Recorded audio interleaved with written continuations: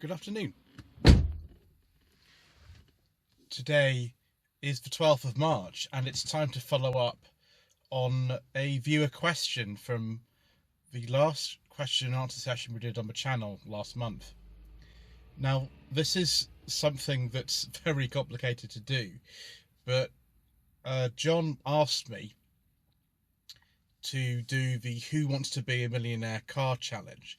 Now, the Who Wants to Be a Millionaire car challenge is essentially going through every single round of Who Wants to Be a Millionaire in terms of the price point. So we start at £500 and work our way up to £1,000, and we see what cars are available on the market right now and which ones in that price bracket that I would buy for myself. I'm going to have to make a few rules though.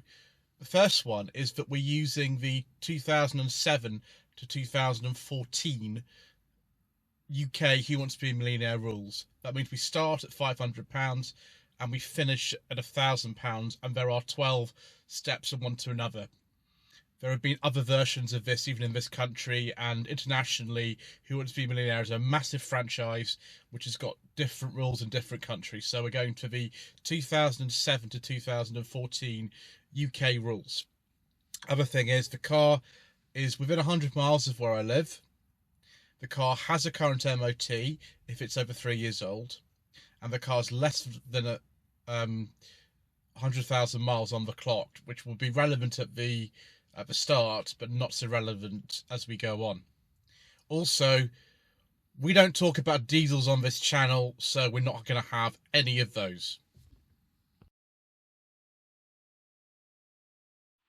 So we start right at the bottom of the list with the £500 section, and this is a 2002 Ford Fiesta 1.25 freestyle.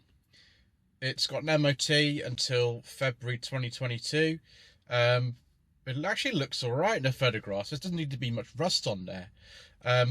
I don't know about the service history on this, but you know, it's £500. You know, sometimes you don't get so much of that. Yeah, it's got the 1.25 litre engine. It's very, very, very, very good engine.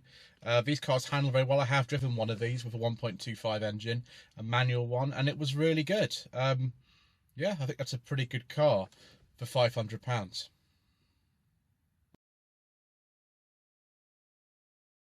Next, something particularly dear to my heart. This is a 2003 Rover 45 1.8 IXL manual. This was one of the top of the range cars that wasn't a special edition in the Rover 45 range. There are a few scuffs on this car. If it was a private individual and it didn't have any scuffs, it'd be maybe about £1,000. Because it's a dealer, it's got a few scuffs on it. Looks pretty good though. It's got the sort of Project Drive style interior, which mine does. I'm sitting in it right now anyway, so not the sort of most sought after interior for a 45, but it's apparently only one owner from new, and it's got some service history. So yeah, that's not too bad. I think some of you knew one of these was coming, and I hope that doesn't disappoint you. Next, we've got a car that I've actually featured on No Budget Reviews. This is a 2003 Volvo V60 2-litre TSE. This one's quite an expensive one, but it looks pretty good. It's got a full service history. This is the Volvo white block engine. This one's an automatic like the one that I drove, and it's dark green with a beige leather interior. This is the sort of thing that makes me feel very happy. Very, very happy indeed. And yeah, it's probably a little bit expensive at just under £2,000, but this is one of the only cars I'd probably consider to replace this Rover 45 if anything did happen. And yeah, for £2,000, that would be an ideal option.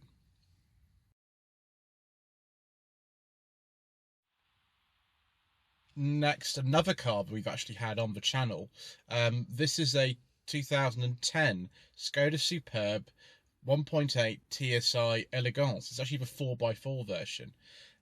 This is the ideal combination for me. It's got a petrol engine and it's got a manual gearbox as opposed to the forbidden fuel and an automatic. It's not particularly my favourite colour, this, but there weren't a huge selection of these actually out there. And this one does have a beige leather interior and it looks very, very nice at just under £5,000. Full dealership history too. Very nice.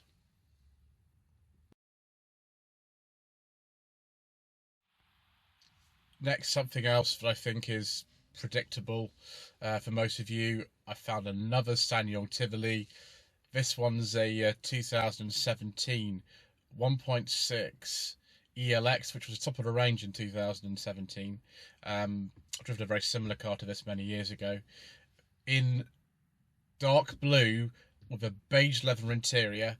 This is a petrol, obviously. It's an auto, which isn't my favourite, but it is very, very nice. Yes, a fantastic car for under £10,000, and this particular one's done less than 30,000 miles, and it's still got some warranty left. SsangYong's came with a 5-year warranty at this stage. We now have a 7-year warranty, and that looks lovely.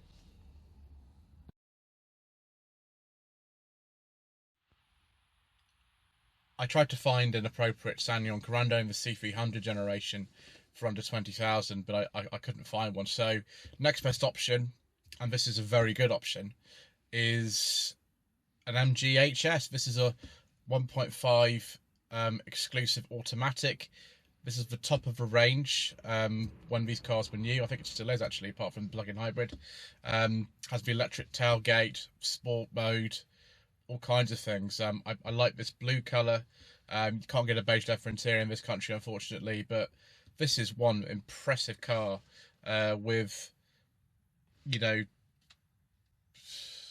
3,000 miles on the clock, MG press plates on it, or fleet plates, and yes, it's just over a year old. I like that very much.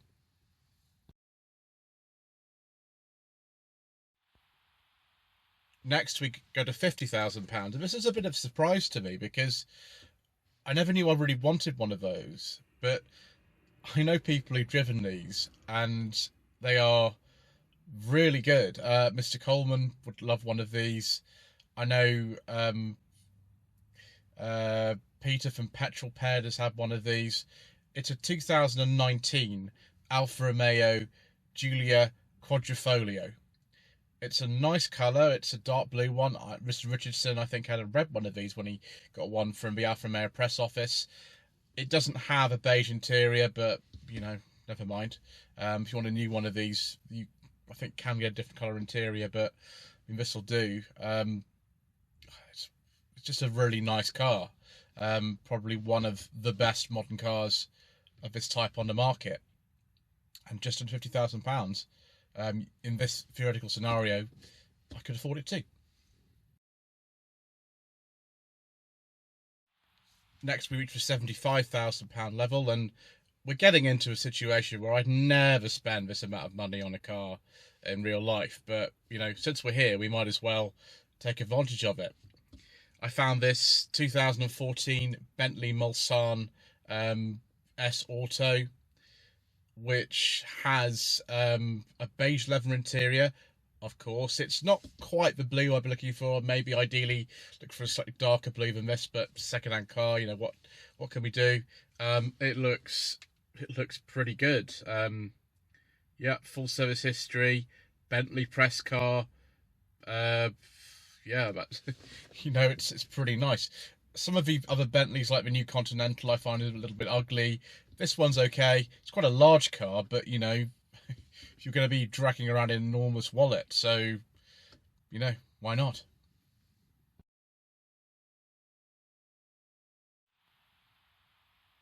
Next is another surprise for me. This is a 2020 on a 70 plate Audi R8 5.2 V10 Spider.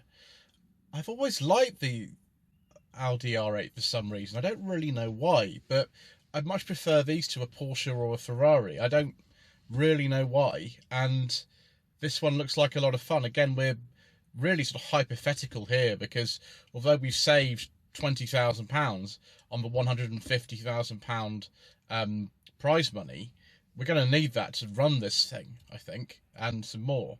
But I know these drive really well, and you know, for the summer, this looks like a lot of fun. For £250,000, even more ridiculous than before. This is a 2018 Rolls-Royce Dawn 6.6 V12.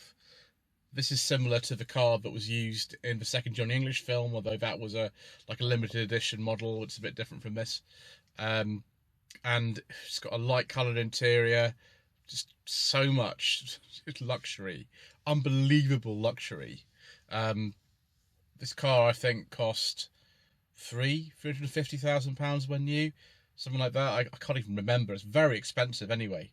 And if you can afford to buy a car for £210,000, you know, why not buy a Rolls Royce? Now we're talking.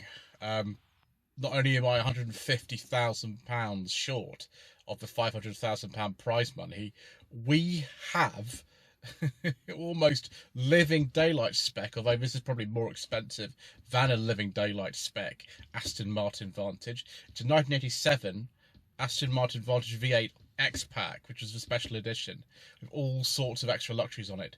I know it's £350,000, but this is a proper Bond car. It also was in the third Johnny English film, although I don't think it was as nice as this. I don't know what else to say. I really want one. I don't know how it's quite so expensive, but if you've got all that money, you've got £150,000 to buy a whole fleet of MDs and Sangyongs to be sensible. So why not?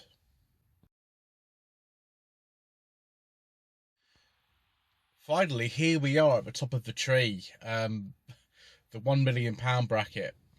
There actually aren't that many cars to sell on Auto Trader. I only use Auto Trader because it was just a lot easier to use one platform to look at all these cars. This would have just taken so long to actually research this video, but I found this 2018 Ford GT, UK spec car, £700,000 in a classic blue with a white stripe.